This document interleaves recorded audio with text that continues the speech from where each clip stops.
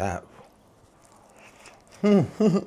Why do I do that every time? I've been working with our place in LA to come up with a few new products. One of them is the Wonder Oven Pro, which is a countertop toaster oven. We're going to bake our pizza in there that has a number of really great features, including proofing, baking, roasting, air frying, broiling, and what else does it do? All kinds of stuff. Hey everyone, it's Kenji, and I am going to make a spicy pepperoni Sicilian pizza today. So this pizza, I used to work at a place called Serious Eats. I'm still technically their culinary advisor, but we had an office down on Grand Street in New York, and there's this place called Famous Original Ray's. There's still a couple of them, I think, left in New York. Sometime like around 2010 or so, it changed into this place called Prince Street Pizza.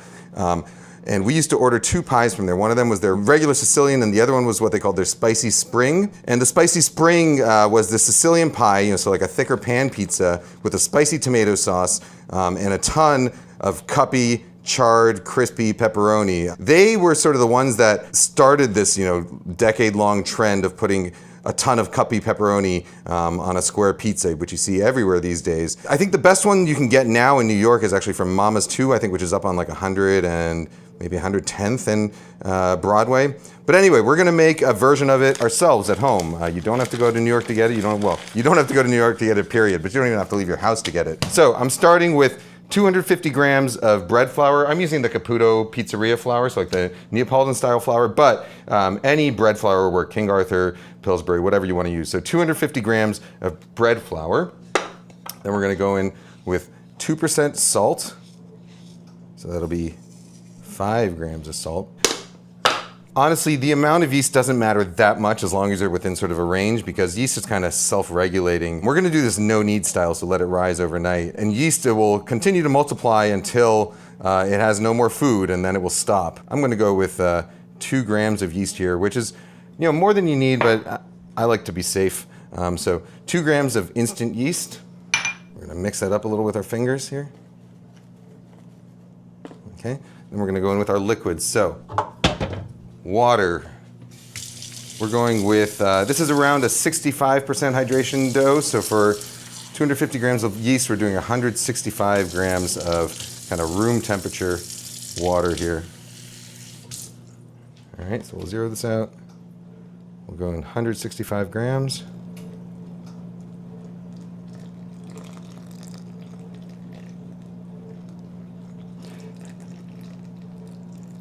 Around 65% hydration is sort of the minimum you need for a no-knead style dough. The way no-knead works is that you let it rise overnight. As the yeast starts working, it produces carbon dioxide gas. Those bubbles open up the whole structure inside the dough, and it almost does the kneading for you. Those bubbles kind of slowly moving the dough will build up the gluten structure for you. I'm gonna go in with 20 grams of olive oil also. Really, you don't have to do much work at all as far as kneading goes. That's why it's called no-knead, obviously. Although what I do find is that if you have it in yourself in the middle of the night to go over to your dough and give it a few turns, it will improve the texture of the dough a little bit. It'll give it a slightly better whole structure, but you really don't need to do it. My kids are having a Switch 2 Mario Kart party tomorrow night, so I'm gonna bring a bunch of pizza over for all the kids. All right, so that's all you need to do with a no-knead dough. You wanna mix it up until there's no dry flour remaining, and that's about it. So we cover this up. We set it aside at room temperature. Anywhere from like 8 to 16 hours is fine. And then we come back and work with it. Hey everyone, it's Kenji. I was about to start giving this really wet overnight fermenting dough a couple of turns, but I wanted to show you really quickly how I do it, because I know people sometimes have trouble with these sort of really wet doughs, and they'll, so if you just take your bare hand and kind of stick it in there, it will stick to it, However, there's a couple ways you can deal with it. The way I was initially taught, what I learned when I was a kid was, you sprinkle it with flour, you coat your hands with flour. But what I find actually works better for this step is to get your hand a little wet, okay? And then the dough will not stick to it, so you can get your hand just a tiny bit wet. And to shape the dough, I like to pull it up from each side here and fold it over on itself. Okay, and I just lift it up and plop it down. And if you get both hands a little bit wet, you can kind of pick up the dough with both hands and get it into a little ball. You know, when you're working with a dough like this, you always want to work pretty quickly. Like, don't let it rest on your hand too much, otherwise that's when it's going to start sticking. You know, you can also do this with lightly oiled hands. It's not ready to be divided and shaped for proofing yet, but I'll do it anyway just to sort of show you how I would do that, and then I'll let it continue fermenting. But you can take a little bit of oil, get it on your board, spread it around with your hand, okay? And then when you put your dough out, it shouldn't stick, and you can just get that little coating of oil on your hands as well. You see? Then you can kind of handle your dough, shape it however you need to, etc. You know, or you can split it. Let's say we're making 2 pizzas, you know, you can split it, take your dough, form it into your ball, tuck it under like that, you know, get it down on your board, shape it this way. And you get into a nice tight ball for to let it rise for stretching into a pizza. Anyhow, oil or water are 2 good ways to prevent dough from sticking to your surfaces or your hands. Really wet dough like that. Of course, the oil's starting to wear off, so my hands are all sticky again, but you get the idea. I find those methods work a lot better than trying to handle a dough with flour. All right, see you later. So this is half of that dough that I made last night. By the next day, you know, it should be really nice and sort of loose and spongy. You should see these kind of big bubbles popping up there like that. Last night, I showed you how to do this with water and with oil. So now I'll show you how you handle a wet dough with a little bit of flour. You know, the key with the kind of wet dough is that you always just want to keep yourself moving. You don't want to let it sit too long in one spot. You don't want to let it start to stick to things. So gently dust my board with flour. A wooden board definitely helps. We'll dust the top of the dough with some flour. And then I kind of pry it out like this, you know, so I let gravity do most of the work. It'll just plop out like that, okay? And so to shape pizza dough, for this pizza, we're going to get our dough and we're going to work it into a nice tight ball. So you can see I'm kind of tucking it in, using this hand to kind of grab those ends and pinch them in, and this hand to kind of tuck, twist, tuck, twist, tuck, twist, tuck, twist, tuck, twist, like that. You know? And then you want a relatively flour-free board for this next part because this is the part where you actually do want it to stick a little bit. So we're going to plop our dough down, and then we're going to give it a little turn like this, kind of loose hands. So really tighten up that little belly button you made on the bottom. And then I get my hands flat against the board like this, and I just give it a few turns just to sort of tuck it in further. This is how I would shape my dough, whether I was going to sort of stretch it into a New York style pizza or a Neapolitan pizza. This creates a sort of, you know, like a skin around the outside, the way like a ball of mozzarella or a ball of burrata has a skin. It's the same basic idea. You kind of want to create a nice smooth surface on the outside. So at this stage, we are ready for our final proofing before we bake it. So I'm going to get a pan. I've been working with our place in LA to come up with a few new products. One of them is the Wonder Oven Pro, which is a countertop toaster oven. We're going to bake our pizza in there that has a number of really great features, including proofing, baking, roasting, air frying, broiling, and what else does it do? All kinds of stuff. In this case, it has these non-stick trays, which is perfect for this pizza. So I'm going to put some olive oil on there. Get my pizza dough on there. More olive oil on top. You want a fair amount because the idea is that it's going to kind of fry on the bottom in this olive oil as it cooks. So we'll just kind of squash it down a little bit just to get it going.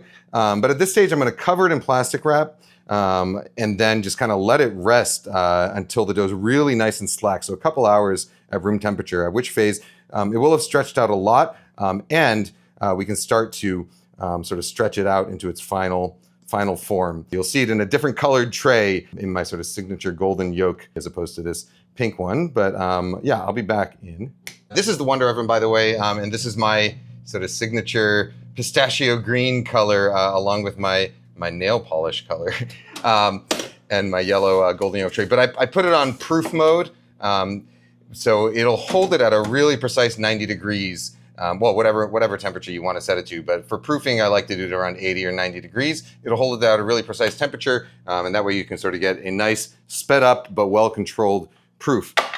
While that goes, I'm going to start making my sauce. This is the other product that I've been working on with them. So it's a non-coated pan, meaning there's no like Teflon or any kind of any of the sort of forever chemicals. The inside, the surface is polished titanium, along with this sort of raised surface pattern that looks like hexclad, but is not. If you've ever owned a hexclad pan, you've probably over time found that the coating starts to come out of those little pitted areas, and the pan stops working, which will not happen with this one. It's induction friendly, so we're cooking on induction here. This is not a sponsorship, by the way. This is a full partnership, so I've been working entirely with their team, both their chefs and their scientists and their product designers, and all the folks at our place to come out with this thing. You know, it's partly my baby. I made a baby with a whole team of people.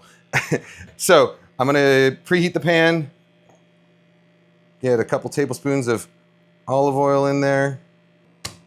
We're going in with 9 garlic cloves. One of the nice things about having a non-coated non-stick pan is that you can actually cook over high heat on it. You know, like a normal non-stick pan, if you heat it up too much, it starts to give off toxic fumes. This one doesn't because there's no coating on there. It also means you can cook acidic ingredients like the tomato sauce we're going to cook in here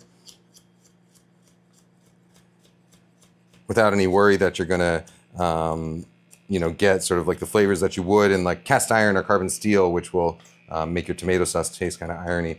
All right, quite a bit of garlic. I'm going to give it not a super fine mince, but a pretty fine mince. I'm sorry if I sound a little too sales pitchy today, but no, this is just coming out, so I'm pretty excited about it. All right, so garlic in.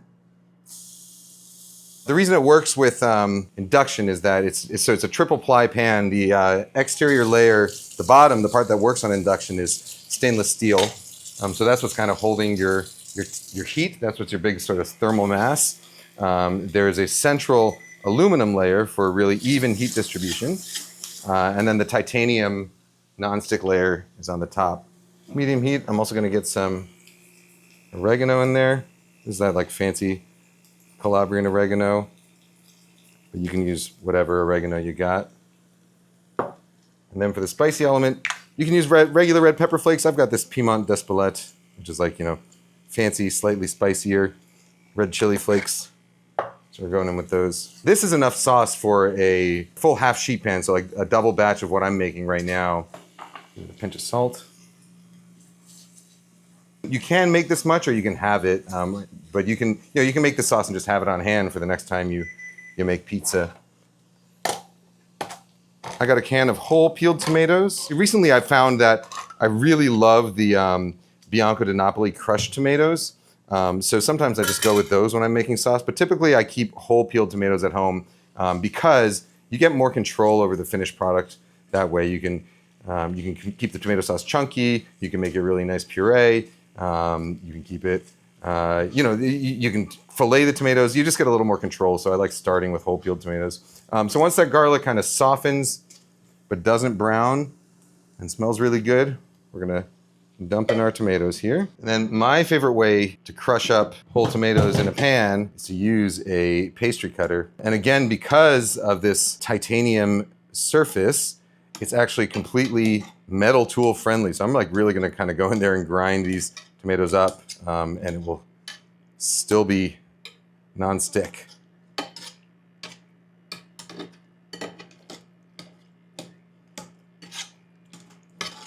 I like this sauce to be not a complete, puree, but I like some sort of bigger chunks of tomato left in there. So you get a little bit of texture and sort of freshness little bursts of tomato flavor as you're eating it. I'm shooting this video a little bit before the pan is coming out. So the final product on that maybe you can see today is going to look a little different. It's going to have a brushed stainless steel exterior, a slightly different sort of styling to the logo placement and all that stuff. But the essential parts of the cooking, the functionality of it, are the same as this one. All right, so I'm going to bring this up to a simmer. I'm going to taste it actually for seasoning. Just a touch more salt. And then I'm just going to reduce this down just a little bit, not a ton. I want to sort of retain that bright, fresh tomato flavor, but I do want it to get a little bit more concentrated and intense, and also a little bit of time for that sort of garlic and oregano to really work its way through. It could also be a little spicier. This is meant to be a spicy pizza. So I'll let this simmer down, and I will be back when the sauce is ready and the dough is proofed. So I will see you in, all right, a couple hours. Actually, I think it was like an hour and a half maybe, but our dough should be proofed and ready by now. Let's see where we're at. All right, so you see it gets really nice and slack. I put some oil on the top, by the way, just so that it wouldn't stick to this aluminum foil cover. Now what we're gonna do is we're just gonna spread it out so that it fills out the pan, which should be relatively easy to do. It will pull back on itself a little bit because it's in an oily non-stick pan. And so what I like to do is kind of stretch it beyond the borders, beyond the boundaries of Fantasia, so that as it pulls back into the corners as opposed to into the center. And if you do this a few times, it should eventually keep its place.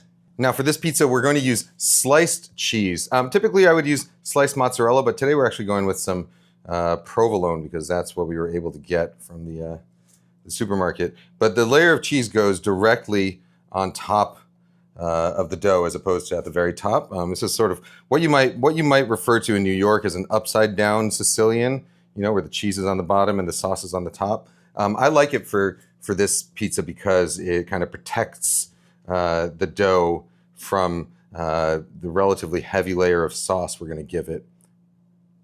So nice even coverage. Okay, and then we'll take our sauce. I'm just kind of spoon it on there.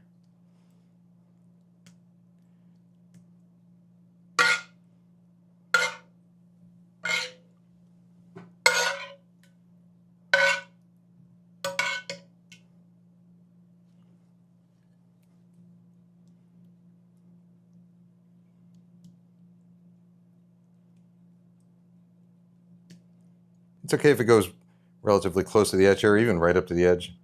And the last layer is going to be our pepperoni. So I'll use stick casing natural pepperoni. You can buy pre-sliced cup and char pepperoni. I think Hormel has like a cup and char pepperoni that's pre-sliced. That works pretty well. But this is a boar's head. You want natural casing pepperoni. So one that has like a kind of, natural casing pepperoni will have like a kind of curve to it as opposed to collagen casing or, you know, like an artificial casing pepperoni, which will be a very straight stick. The kind that comes in a very straight stick will not cup. I wrote this article years ago called Why Does My Pepperoni Curl? And in it, sort of, I investigated why some pepperoni curls and some pepperoni doesn't.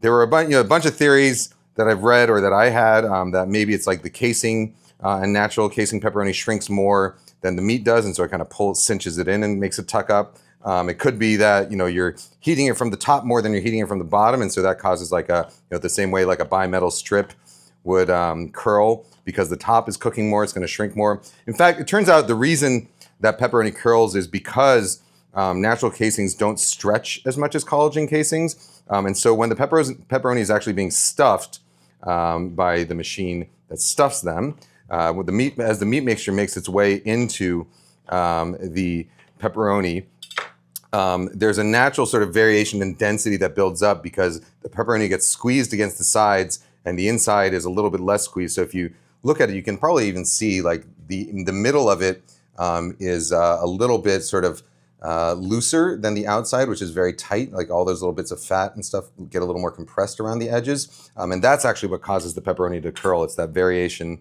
in density and the way that it stretches inside the casing. So anyway, you don't need to know that. I just found it interesting. I'll leave a link to that article. So we got our pepperoni sliced. We go pretty heavy with the pepperoni on here. And unlike, like a Detroit style pizza or say a Cincinnati style pizza where the pepperoni is sort of very carefully applied, with this style of pizza, we go kind of haphazard. It's okay if some of the pepperoni stacks, some of it, sometimes you end up with this pizza, you'll end up with like a stack of like 3 pepperoni slices that are all kind of cupped together, which, it gives it a little bit more interest as you're eating it. But you do want to make sure that you're covering the whole pizza, but it's okay if if it's a kind of uneven covering. And you can go real heavy on the pepperoni. We're going to preheat our oven to 450 degrees. And as soon as that preheats, I will pop this pizza in there. So I'll be back when that's done preheating. So I'll see you in a few minutes. All right, so our oven has been preheated, 450 degrees. I'm going to slide my pizza right in there. And we're going to let it bake. That should take 450 degrees. It probably takes somewhere between 10 and 15 minutes, but we're going to keep our eye on it. So I'll be back when it's done, and I'll see you in 15 minutes or so. Our pizza, I think, is done. Woo. All right, so we got those nice cupped, charred edges on that pepperoni. Everything's sizzling. Actually, let me peek under here. Ooh, nice crispy bottom.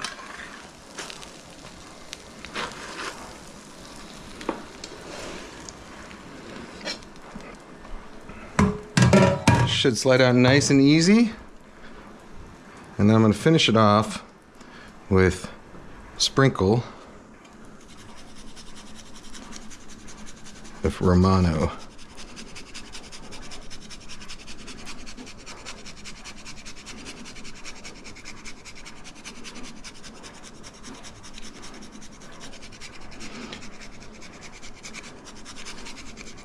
Back when a long time ago, when this cup and char pepperoni style pizza with lots of pepperoni became popular, my friend Adam Kuban, who was running the pizza site on Serious Eat Slice, he put out a call for pizza haikus. I don't remember the entire haiku that won, but I do know that the final line of it was crispy grease chalices. Which is exactly, what these little pepperoni cups become. Let me pull out my BAPK, my big ass pizza knife, and we'll cut this into some squares.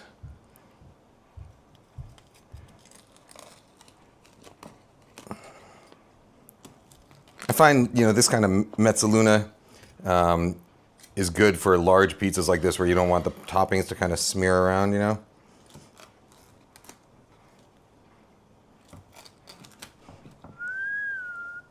Ooh, look at that.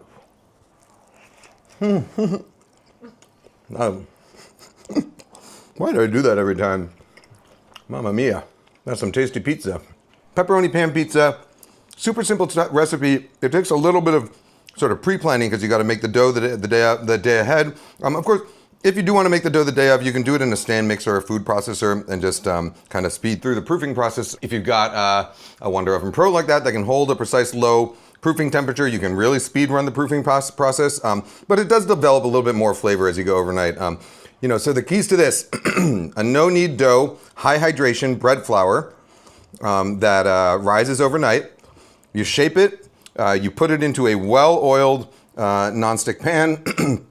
I stuck mine into the proofing oven, 90 degrees for an hour and a half or so. Then we stretch it out to fill the pan. We top it with slices of cheese to protect that dough, and then a really nice nicely seasoned, slightly spicy tomato sauce, lots and lots of natural casing pepperoni, so it cups and chars. We bake it hot, 450 degrees. I prefer to use the toaster oven because it heats up faster and uses less energy and doesn't heat up my kitchen as much as the conventional oven does. You bake it until it's really nice and crisp and charred and finish it with some Romano. All right, guys, gals, non-binary pals, I'm going to eat a little more pizza and then save the rest for my kids. All right, see you later. Hey everyone, I hope you enjoyed the video. You can find the full article and recipe along with bonus content and my newsletter for free on my Patreon. Don't forget to subscribe to this YouTube channel for more videos like this, or my alternate channel, Kenji Lopez Main, for my dining content. And follow me on Instagram at Kenji Lopez-Alt for daily updates. You can also get signed and personalized copies of any of my books. That's The Food Lab, The Walk, or my children's book, Every Night is Pizza Night, shipped from Book Larder here in Seattle. Find the links to all of this, as well as all of the tools I used in today's video, in the description below. Thanks.